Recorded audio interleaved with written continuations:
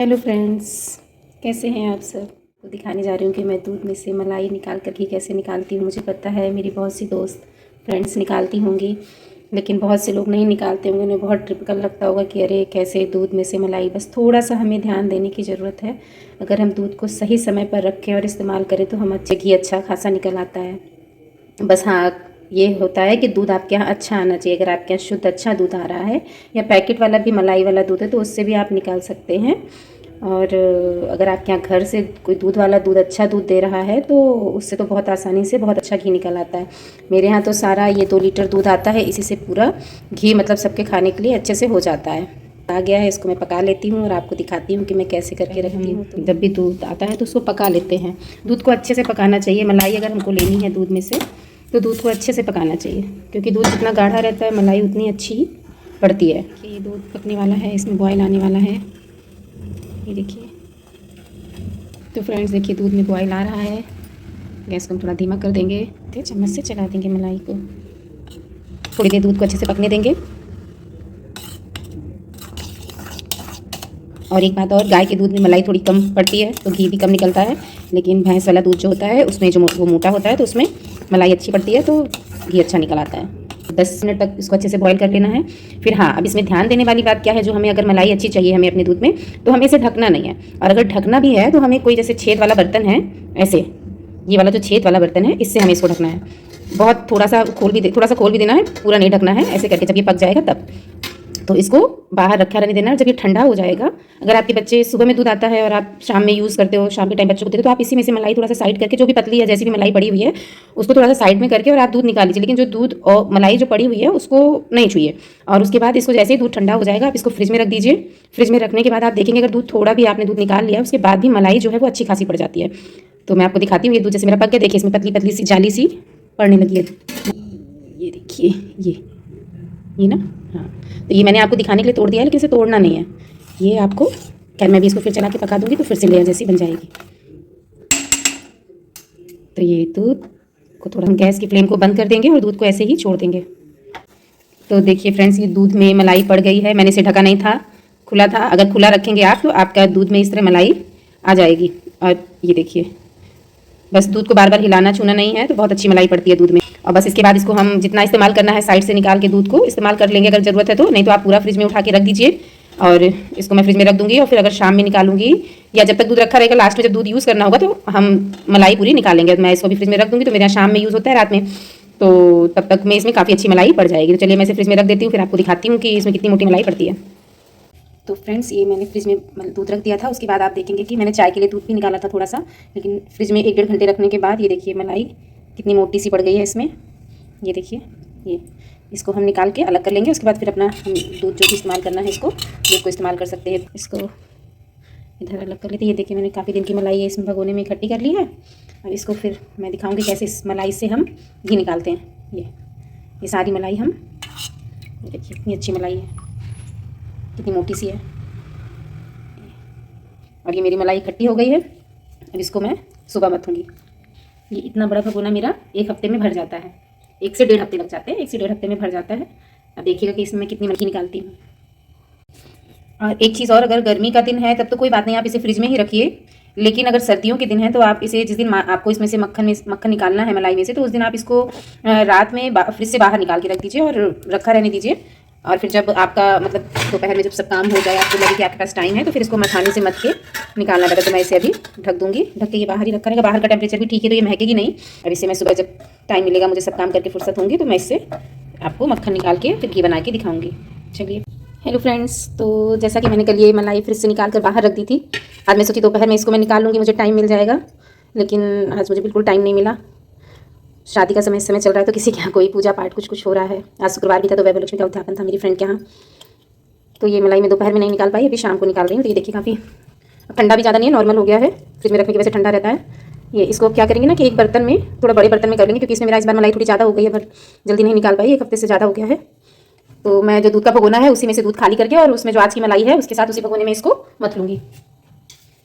ये रहा, ये भगोना थोड़ा बड़ा है, इसमें मैं इसको पूरा डाल दूँगी।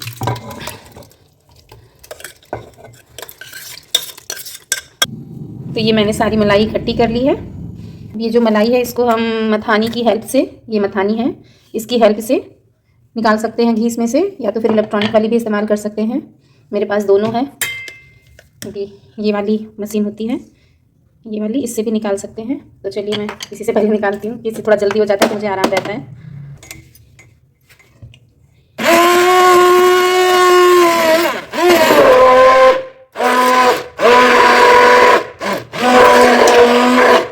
फ्रिज से बाहर निकालने की वजह से ये जल्दी इसमें मलाई से मक्खन निकल आएगा।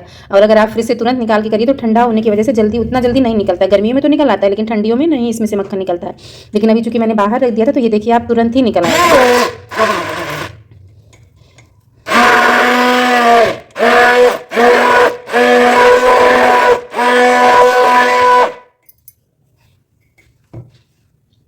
थोड़ा सा इसमें पानी डाल देते हैं ताकि मोटर को दिक्कत ना हो।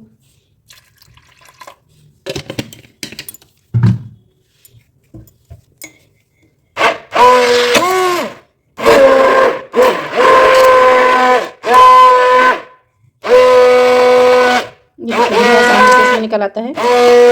मैंने वीडियो कहीं भी कट नहीं किया है, बस जितनी देर आपके सामने चला रही हूँ, जितनी देर इसको मैं आपके सामने चलाई, बस उतनी देर देखिए मक्खन निकल आया है।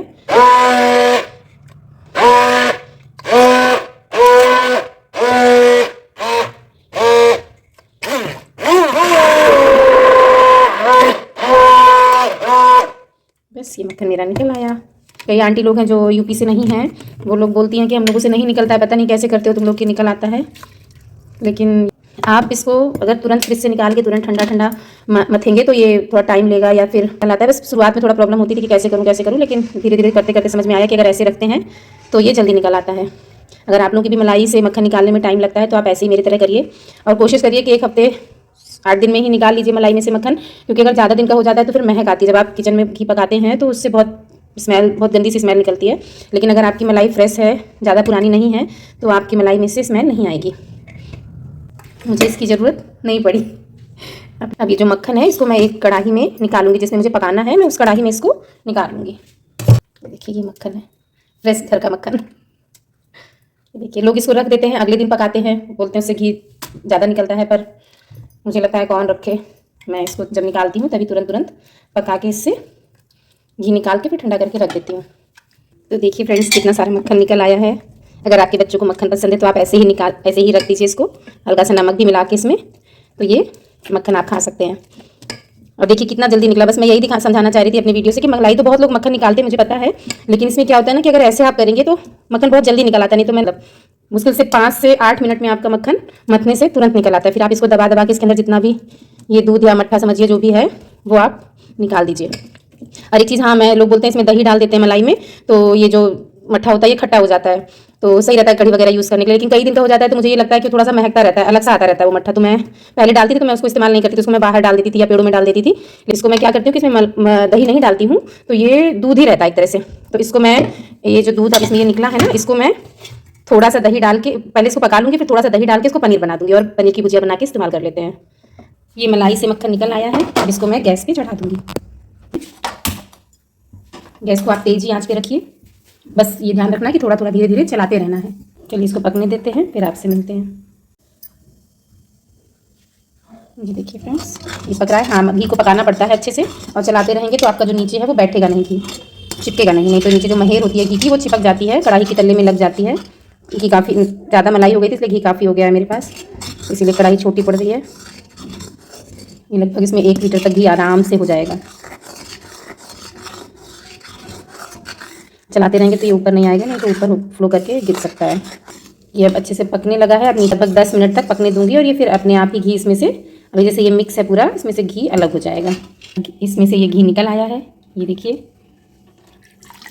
है ना। अब ये थोड़ा सा कम ठंडा है, इसको छानने के लिए भी एक बहुत अच्छा तरीका है मेरे पास, हो सकता है कुछ लोग इस्तेमाल करते हों, पर मैं दिखाती हूँ कि मैं भी स्टील वाली छन्नी से, छोटी वाली से करती थी, थोड़ा टाइम लगता था, लेकिन अभी मैं क्या करती हूँ वो मैं आपको दिखाती हूँ। ये देखिए ये जो स्ट्रेनर है स्टील वाला, मैं इससे छानती हूँ अपने यहाँ पे घी को। इससे क्या होता है ना कि घी आसानी से छन जाता है, और स्टील वाली छन्नी छोटी पड़ जाती है तो उसमें दिक्कत होती है। तो ये मैं इसको इसमें, सॉरी मैंने कढ़ाई से डायरेक्ट डाल दिया, लेकिन आप ऐसा ना करें, आप इसको चम्मच से पहले स्ट्रेनर में डालें, धीरे धीरे